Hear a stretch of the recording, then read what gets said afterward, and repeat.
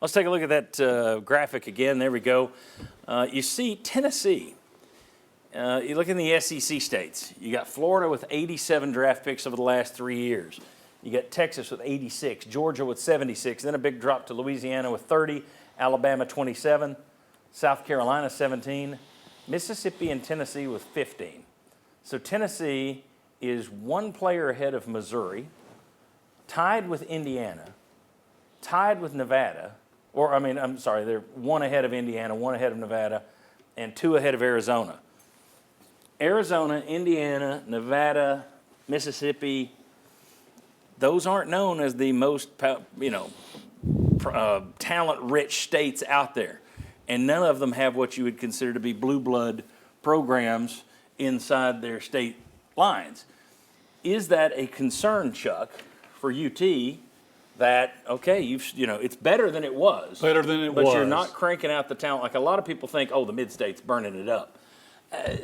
Comparatively speaking, but when you compare it to Indiana and Nevada and Missouri, yes. I think most people would think Tennessee's doing better than that. Right. So is that a concern, or do you say geography is less important? Well, one thing that I think of right away is that Tennessee has recruited nationally, and one reason they did, I think, is because a few years ago the talent level in the state wasn't quite as good. It is better. But I would say, it is a concern. If you're looking at the top three on that list, John, have at least 76, right? I believe that's what I saw. Yeah. And Tennessee. In the SEC, yeah. Yeah, in the SEC was with 15. That disparity, if you're trying to close the gap and be more competitive, then yes, I think that is a concern. But the Nashville area, as I think Ryan would say, has been doing better. I think it's not a huge concern. One of the reasons is 2 of the top 7 states on that list border you, Georgia and North Carolina. So the fact that you've got that much talent and the biggest talent centers in each of those states are within a 4-hour drive of your campus. Mm-hmm. So that's a huge deal.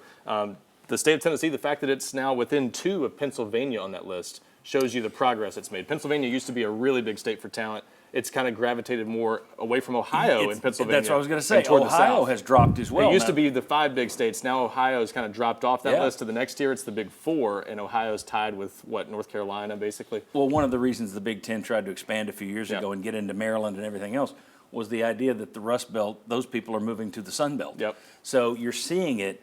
Pennsylvania stood out to me, and Ohio, which used to be just power mad. They had incredible talent. Now they're down to 30 or something. Yeah. Those are 2 pretty big shifts.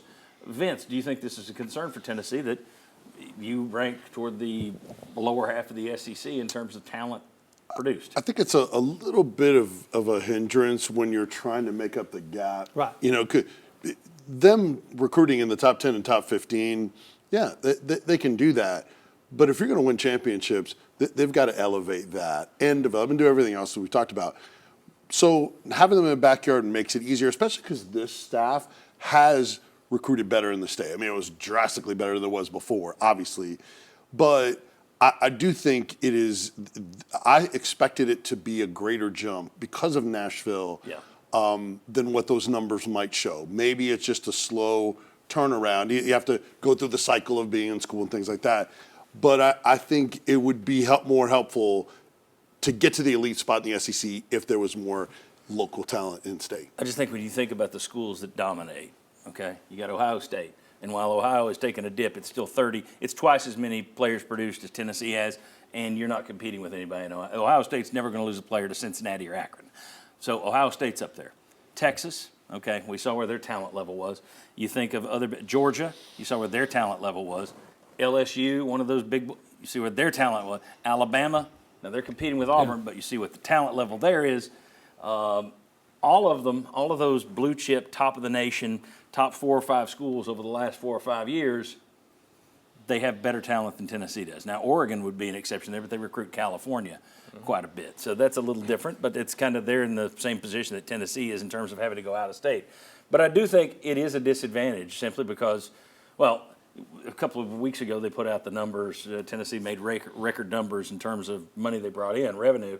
They also spent a record amount of money on recruiting.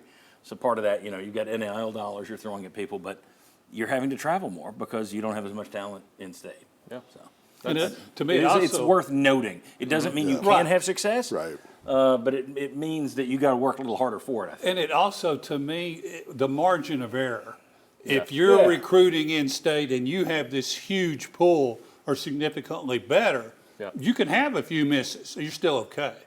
But if you're got that 15 number, you need to hit on as many of those as you can. That's where I was headed with it. The concerning thing, I'd like to look at that list and see which ones went where, because you've had too many of those guys, the Jalen Ramseys, the Tyrell Dodsons, who've gone to the NFL and gone through other schools to get there. Tennessee's you got to hit on more of your evaluations in state when you're in one of those states that's not at the top of that list. And we're now to the point where you're going to start seeing Heupel guys going, not guys that Heupel inherited that he's coaching, but guys that Heupel has brought in.